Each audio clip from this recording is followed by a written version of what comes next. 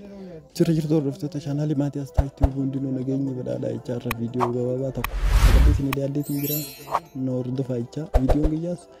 waan bitarra irratti akkamitti iskiriinshutii goonee footoo waan hojjenne tokkos ta'e ragaa qabatamaa iskiriinshutii footoodhaan akkamitti akka qabannu haala salphaa ta'een isin garsiisaa eegaa warri koompitara fayyadamtan hundinuu viidiyoon kun baay'ee isin fayyada jeetii yaada warri as taa'etti subscribe godhuudhaan kallattumaan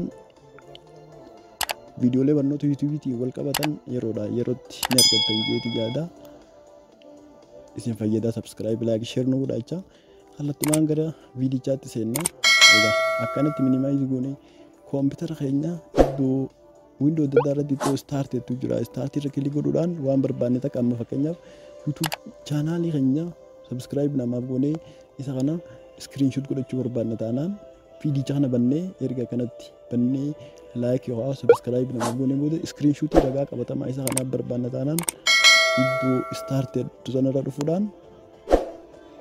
snap cutter yeni jira SN snap cutter yennaan SN kometeen snapping tools ye jira snap tool kun screenshot godhuudhaaf si fayyada waan ta'eef irra click godha maal gargaara screenshotii screena koompitaraatti akkanatti irratti erga click godhateen boodatti maal goona iddoo new jettu jira iddoo new jettu kanarra click godhuudhaan maal goota maa'uzii ta'e qabdee harkistaa jechuun naannoo hanga barbaadu amma fakkeenyaaf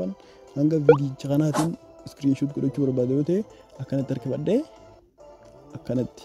screenshot godhuu bifa imeejiitiin save godhachuu barbaada yooniif immoo nuun taane ta'e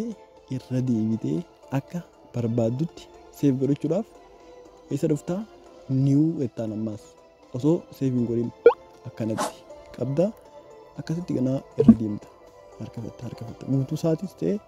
cinaasaa akkanatti erga harkifatteen boodatti eessa dhuftaa gama gubbaarra iddoo file edit tools help jettu jira iddoo kanarra kilik godhuudhaan file iddoo kanarra kilik godhuudhaan save as iddoo kanarra kilik godhuudhaan save godhachuudhaan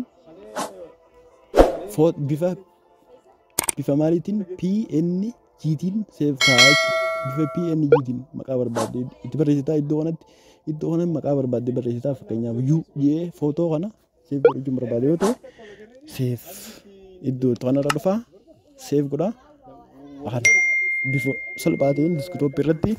save godhadhee kanaan fayyadamuu ni dandeessanii jaa har'aaf viidiyoon kiyya kanuma nagaan tura yeroo gaarii